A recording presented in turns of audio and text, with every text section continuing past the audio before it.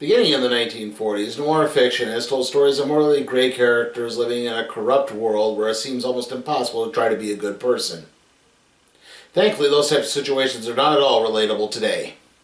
Though often thought in terms of both literature and cinema, noir fiction has also involved the world of comic books, most notably Will Eisner's The Spirit and Frank Miller's Sin City. Then in 2010, Marvel would launch its own noirish take on its characters set on Earth 90214. Each comic tale set in Earth Noir was a 4-issue miniseries spanning through different characters. Perhaps the most popular of the noir series was Spider-Man Noir, no doubt bolstered by the fact the characters appeared in Into the Spider-Verse. Still, there were other titles like X-Men Noir, Daredevil Noir, Punisher Noir, and today's entry, Luke Cage Noir. In a way, Luke Cage makes a lot of sense as a character to be spotlighted in the noirish setting. After all, the character was inspired by many blaxploitation films like Black Caesar and Superfly, which were basically noir tales. So, let's start Luke Cage Noir. Lucas Cage is released from prison after a decade and returns to Harlem. Though now an ex-con, Cage is actually welcomed with open arms by most of the populace. After all, he's the power man whose skin is supposedly as strong as steel. Cage stops by the barbershop for a shave, where the owner, Walt, informs him of the unique rise of Cage's former running mate, Willis Stryker, who is now a top-level crime boss in Harlem. Cage is directed to Stryker's main base of operations, the back of a butcher's shop, and barges his way past the guards. Stryker welcomes his old friend back, as Prohibition has been a boom for most organized crime, so he's going to be able to employ Cage rather quickly. That being said, Stryker must also break the unfortunate news that Cage's lady love, Josephine Ball, has died. There was a fire, but she did manage to give Stryker a locket that she wanted Cage to have. Cage doesn't exactly buy Stryker's story, especially when one of his dancers then talks about Josephine having a heroin addiction. However, there's not really much to go on, as Cage is thus forced to exit the speakeasy only to get picked up by another businessman/crime boss named Randall Bantikov. Bantikov's wife, Daisy, was found strangled to death in an alley recently. The police really can't be trusted, as it's hard to tell which crime family they're exactly loyal to, so he needs someone who can navigate through Harlem society and find the killer. Cage will only do it, but only for one thing: having his record completely cleared of any crimes, which will be hard to do, but Bantikov promises to deliver something. I don't know, how hard could it really be to just betray someone and kill them? Cage is given some petty cash to meet some needs, like, for example, say, bribing a morgue attendant. As he inspects Daisy's body, Cage can't help but notice that the body is oddly bloated despite having been dead for only 24 hours. That part being dealt with, Cage heads over to Josephine's grave and begins digging it up. That necklace that Stryker gave him belonged to Josephine's father, and she would have never given it up that easily. He finds an empty casket confirming his suspicions when he's approached by someone from his past. Tombstone. Lonnie Lincoln, aka Tombstone, is a mob enforcer and crime boss who usually takes on Spider-Man, seeing as how he's a former classmate of longtime Spider ally Robbie Robertson. Now, during a confrontation between Lincoln and Robinson at an Oscorp chemical plant, Lincoln was actually exposed to several preservative chemicals which turned his skin rock hard and even gave him the ability to breathe in toxic air with no ill will. Now, this is not the entire Tombstone here. Unlike his mainline Marvel Universe counterpart, this one just has an autoimmune disease called scleroderma that has given his skin an ashen, stone-like appearance. Tombstone starts randomly shooting his Tommy gun straight up into the air as he sicks his dog on Cage, who takes cover inside the empty casket. It's there that Cage notices a piece of paper with the Lord's Prayer on it taped to the lid. Knowing that there's obviously more to this, and much of it probably includes Tombstone, Cage decides fighting back, only for Tombstone to suddenly drop him with a thunderous bolo punch. Lincoln then leaves with a threat to Cage that it's better off to just fade away or face the consequences. The next morning, Cage meets with Bantikov to fill him in on what he's found so far. Bantikov plays the morning widower pretty well, relating a story of how Daisy once rescued a stray dog. Bantikov thanks Cage for what he's done and then proceeds to leave after giving him some more cash to buy a new suit. That being said, Cage isn't completely buying Bantikov's game, as he tails the mobster back to a speakeasy and sees him paying off prostitutes. He then follows one of the girls home, only to wind up getting jumped by Tombstone and his crew. Cage comes to find the woman dead and police sirens beginning to go off in the background. Cage does his best to avoid gunfire and makes his way to the roof, where he's greeted by Tombstone and his partner, Arthur Rackham. We'll get into the naming conventions a little bit later, but for now just know that Arthur Rackham is a corrupt NYPD detective who Cage assaulted after he groped Josephine. Now, this resulted in Cage being sentenced to prison for 10 years. However, it was just after that assault that Lonnie turned on Cage, shooting him point blank twice. However, Cage was not affected, and this has started the legend of him having bulletproof skin. Cage taunts Lonnie with constant insults in order to goad him into a fight, which makes it easy for Cage to eventually get a hold of Tombstone's firearms. Cage then shoots out the building's water tower and proceeds the resulting wave back down to the street so he can escape. Cage proceeds to lay low long enough to avoid detection and begins making his way towards the church that is most likely where that prayer pamphlet he found in Josephine's casket came from. Cage begins inquiring with someone appearing to be a nun about Josephine. In reality, though, he knows it's her, except he's not quite ready for the face that winds up greeting him, which has been cut to shreds by some type of blade.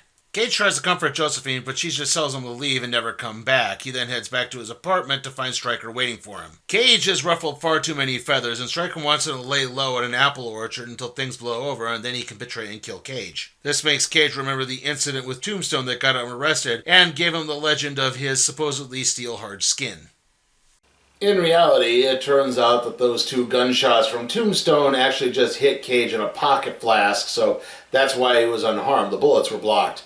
Cage then threw the flask down a sewer, possibly to help expand his legend of being bulletproof.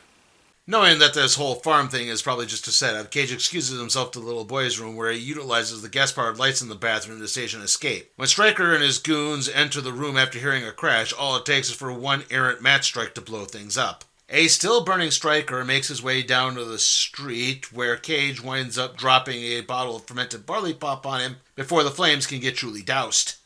Cage then goes after the dancer who tipped him off to Stryker's lies about Josephine. He trips her up on the train track, and as his train begins bearing down, she admits that Stryker, Tombstone, and Rackham have been working together ever since Cage went to prison. The trio hit it big in heroin trafficking and have another financier backing everything from afar. Even though the group was achieving a lot of power, Josephine still refused a lot of Arthur Rackham's romantic advances, so he had Tombstone carry out the attack on her.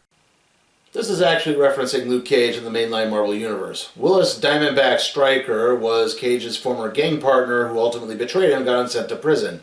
While in prison, Cage encountered an abusive guard named Arthur Rackham who was incredibly racist and who ultimately mucked with the experiment that resulted in Cage getting his rock-hard steel skin. Tombstone is another prominent African-American figure in the Marvel Universe. Cage does try to pull the girl to safety, but she needs her purse/heroin stash so badly that she winds up stepping on the third rail and electrocutes herself trying to get it. Cage elects to begin following the money trail, knowing that it's probably from Bantikov. He heads over to the Bantikov residence where he sees a lot of pictures of Daisy standing at a particular club, which means it can only come from one person.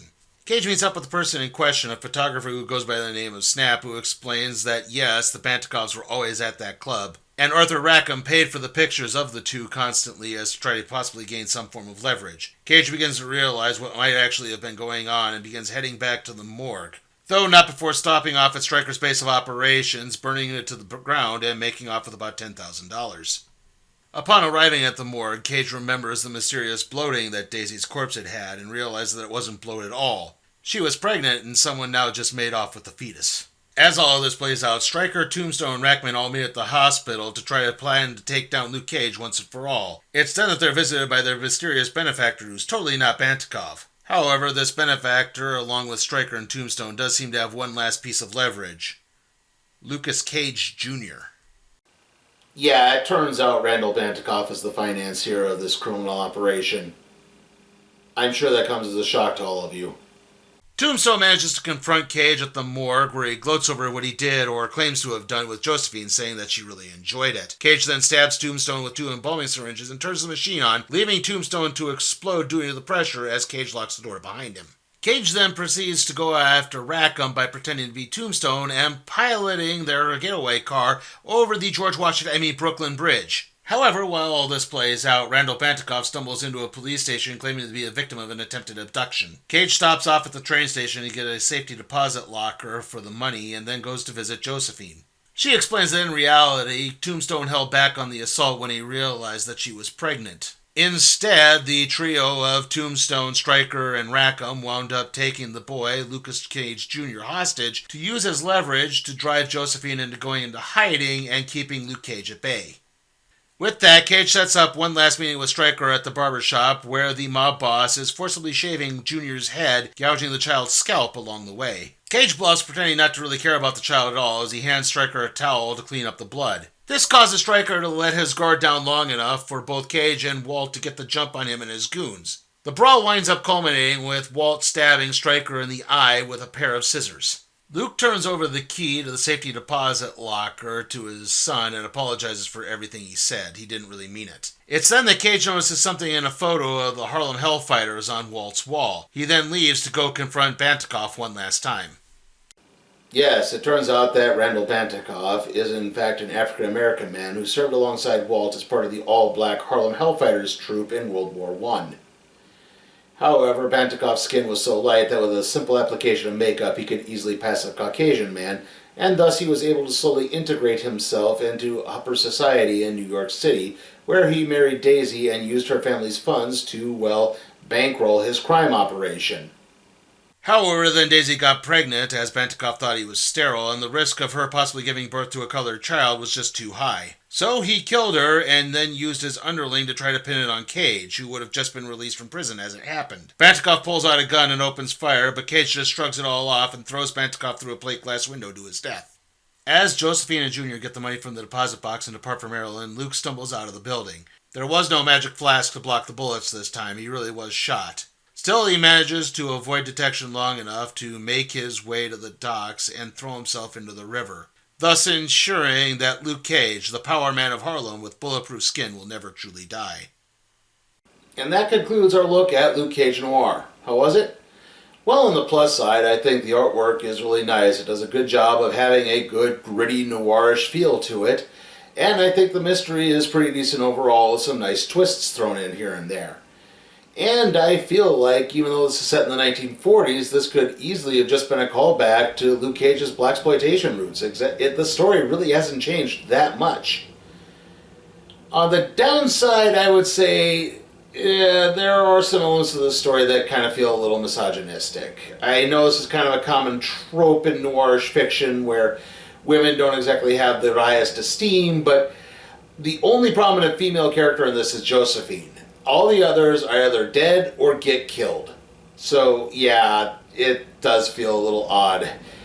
And on top of that, the character of Luke Cage Jr. feels kind of tacked on. Like, maybe because this was only a 4-issue series, they really didn't have much time to really explore it, and if this had been, even a 6-issue series, that could have been delved into a bit deeper, but it does feel a little like, oh, and he has a son. Okay. So, yeah, that does kind of hold it back a little too much in my book. While this is very enjoyable, and it is a good solid read, if you are into noirish fiction, I would recommend it, but I don't know if I could necessarily recommend that everyone drop their stuff and go out and get this. I'm going to give Luke Cage Noir a B. And with that, let's see what we'll be doing next time on the Random Trade Review.